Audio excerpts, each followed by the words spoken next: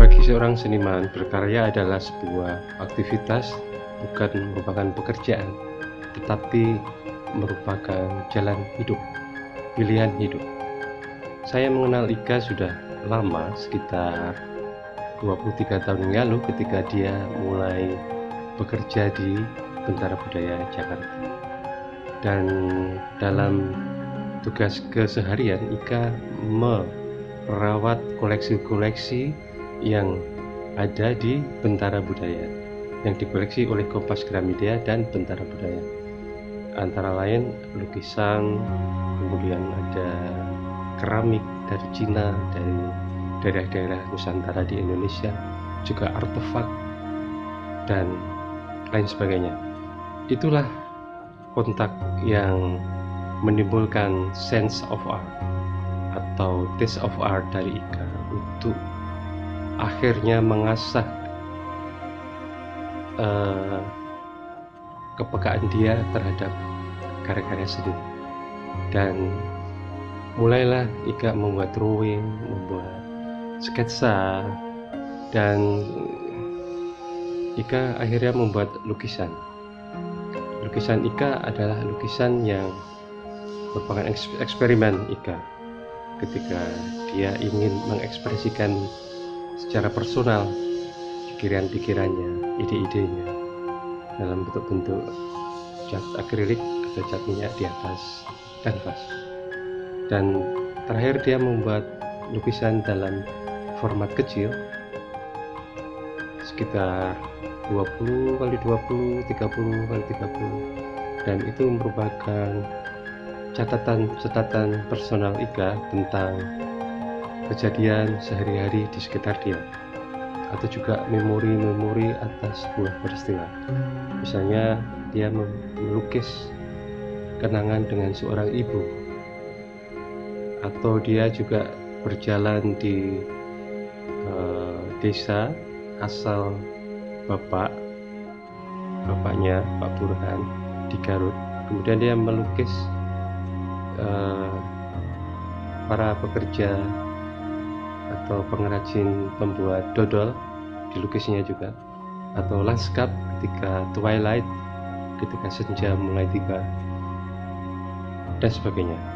Dan ekspresi Ika saya kira sangat murni dan jujur apa adanya, walaupun tetap menyerap dari pengaruh-pengaruh pelukis lain, dan itu sangat wajar. Ika saya kira nanti pada saatnya harus memutuskan bahwa dia akan konsentrasi sepenuhnya pada dunia seni rupa. Itu harapan saya. Pertama kali kenal dengan Ika, saya tidak tahu bahwa dia adalah seorang seniman. Ternyata dia bisa membuat patung, dan kemudian ternyata dia adalah seorang pelukis. Saya sudah melihat karya-karyanya, walaupun saya bukan pengamat lukisan yang baik, tapi saya suka karya-karyanya. Oke, semoga ke depan semakin sukses ya. After looking at Ika's collection of paintings, what came to my mind was space. We live in small spaces, surrounded by bigger spaces. In Ika's painting, I see a person who is dreaming about the world outside her room. She's full of curiosity, yet she is hesitating. One space is connected to another space through windows and doors. There's one room in another room, and one world in another world. And sometimes the world is seen through a mirror. The windows and doors are always open, a possible exit or an invitation to the outside world. The village houses sitting tight together, and daily life keeps everyone busy and confined in their spaces. Yet there is a dream about the universe and the unknown. These paintings are about dreams and hope. Assalamualaikum, saya Yana Bimaria mengucapkan selamat kepada Mbak Ika Burhan yang berhasil menyelenggarakan pameran lukisan tunggal secara virtual di masa pandemi ini, di masa di mana sebenarnya kondisi yang tidak mudah untuk semua. Tapi seorang Ika Burhan mengambil kesempatan ini untuk menuangkan gagasan-gagasannya, ide-idenya dalam karya seninya. Semoga karya ini juga memberikan inspirasi kepada para perupa lain agar terus berkarya dalam kondisi apapun. Saya suka dengan karya-karyanya Mbak Ika Burhan karena di dalam setiap lukisannya selalu tersirat isu-isu sosial dan juga isu tentang keharmonisan keluarga.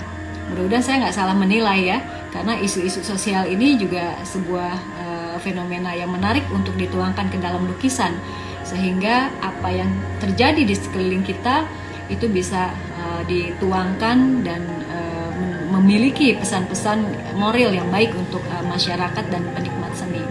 Sekali lagi saya ucapkan selamat, semoga banyak para perupa yang terus berkarya di masa pandemi ini, dan untuk Mbak Ika Burhan teruslah berkarya dan teruslah memberikan inspirasi kepada masyarakat luas.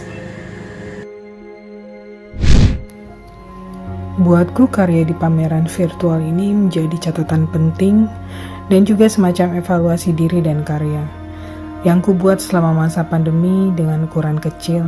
Sebagai penanda di masa kesulitan global ini, aku tetap berkarya dan mencipta karya tanpa terbebani oleh batas waktu, media, dan juga bentuk. Karya penuh kebebasan dalam bentuk yang mungil, dengan teknik dan goresan yang membuatku merasa nyaman. Dan kurasa aku menemukan diriku sendiri.